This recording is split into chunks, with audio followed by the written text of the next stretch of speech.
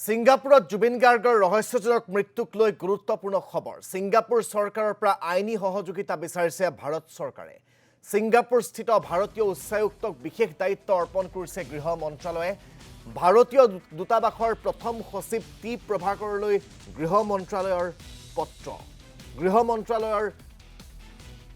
অবৰ সচিব প্ৰবীণ সিঙে প্ৰেৰণ কৰিছে এই পত্ৰ। SITৰ 18/2025 গোচৰটোৰ সন্দৰ্ভত প্ৰেৰণ কৰা হৈছে এই পত্ৰ।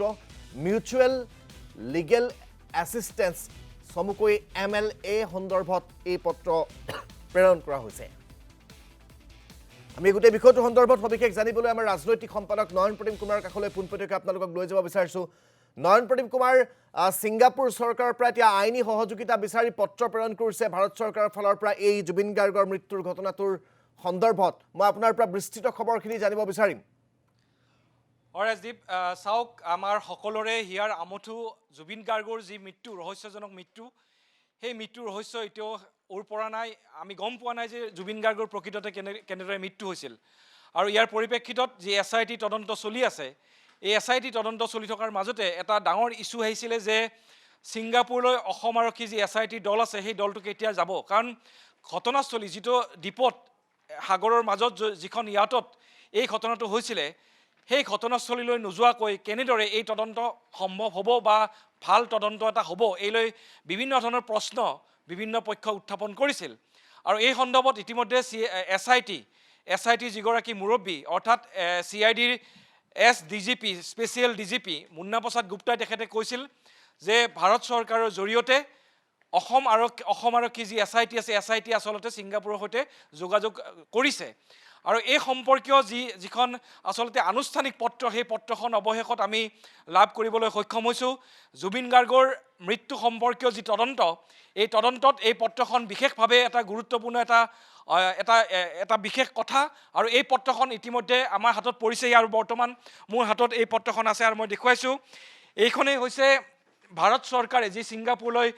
প্ৰেৰণ কৰিছে এই পত্ৰখন। এইখন পত্ৰ ইতিমধ্যে মোৰ হাতত পৰিছেহি। আৰু এই পত্ৰখন প্ৰেৰণ কৰিছে ভাৰত চৰকাৰৰ যি গৃহ বিভাগৰ যিগৰাকী আণ্ডাৰ ছেক্ৰেটাৰী অৰ্থাৎ অবৰ সচিব আছে, অবৰ সচিব তেখেত হৈছে প্ৰবীণ সিং। আৰু এই প্ৰবীণ সিঙে এই পত্ৰখন প্ৰেৰণ কৰিছে। আৰু প্ৰবীণ সিঙে যিখন পত্ৰ প্ৰেৰণ কৰিছে, এই পত্ৰখন ভাৰতীয় দূতাবাস, যি ছিংগাপুৰত যি ভাৰতীয় দূতাবাস আছে, সেই ভাৰতীয় দূতাবাসলৈ প্ৰেৰণ কৰিছে। আৰু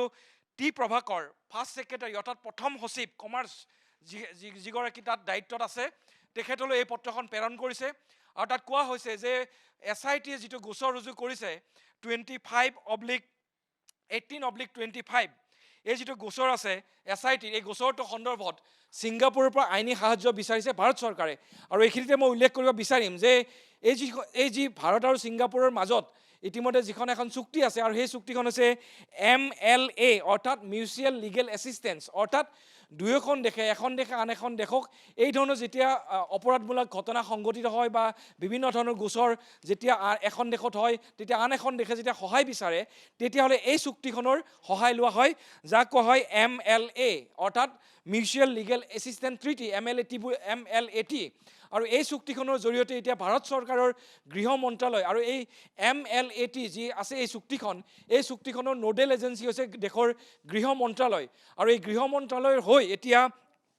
প্ৰবীণ সিং, মই আকৌ কৈছোঁ প্ৰবীণ সিং অবৰ সচিব, তেখেতে ভাৰতীয় যি উচ্চায়ুক্তৰ কাৰ্যালয় আছে, তেওঁৰ তাত যিগৰাকী প্ৰথম সচিব আছে টি প্ৰভাকৰলৈ এখন পত্ৰ প্ৰেৰণ কৰিছে। আৰু এই পত্ৰখনত MLATৰ জৰিয়তে তেওঁলোকে কিছু তথ্য বিচাৰিছে, যাতে SITয়ে এই গোটেই যিটো তদন্ত প্ৰক্ৰিয়া চলাই আছে, যি জুবিন গাৰ্গৰ মৃত্যুৰ ৰহস্যক লৈ যি তদন্ত চলাই আছে, এই তদন্তৰ সহায়ক হোৱাকৈ ছিংগাপুৰৰ পৰা কিছুমান তথ্য বিচাৰিছে। আৰু বিশেষকৈ ছিংগাপুৰৰ যিটো চেণ্ট্ৰেল অথৰিটি আছে, সেইটো হৈছে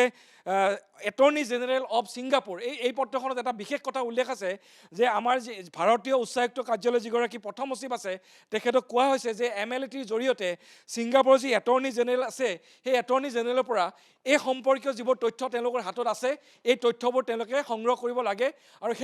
এই সংগ্ৰহ কৰা তথ্যবোৰ তেওঁলোকে ভাৰতলৈ প্ৰেৰণ কৰিব লাগে। আৰু যেতিয়া গৃহ মন্ত্ৰালয়ে এই তথ্যসমূহ লাভ কৰিব, তেতিয়া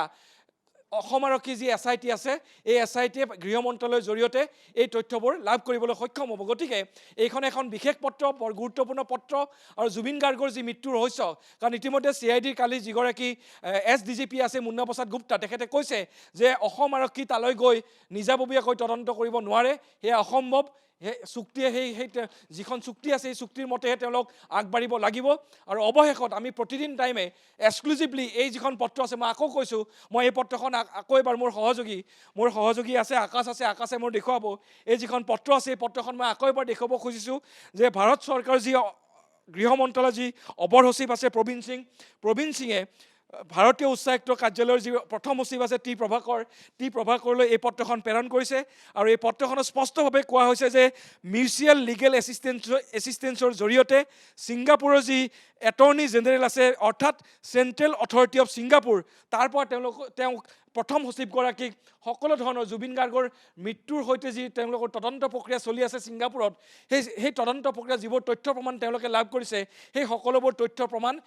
সংগ্ৰহ কৰিবলৈ ইয়াত ৰিকুৱেষ্ট কৰা হৈছে আৰু যেতিয়া সেই তথ্যবোৰ তেওঁলোকে লাভ কৰিব তেতিয়া সেই তথ্যবোৰ গৃহ মন্ত্ৰালয়লৈ প্ৰেৰণ কৰিবলৈ কোৱা হৈছে আৰু তাৰ পিছত গৃহ মন্ত্ৰালয়ৰ পৰা অসম আৰক্ষী যি SIT আছে এই SITয়ে এই তথ্যসমূহ লাভ কৰিবলৈ সক্ষম হ'ব গতিকে সামগ্ৰিকভাৱে এতিয়া এই যিটো তদন্ত প্ৰক্ৰিয়া আছে এই তদন্ত প্ৰক্ৰিয়াত আচলতে ছিংগাপুৰৰ ওপৰত এতিয়া বহুখিনি নিৰ্ভৰ কৰিছে কাৰণ এটা কথা স্পষ্ট হৈছে যে অসম আৰক্ষী যি SITৰ মুৰব্বী আছে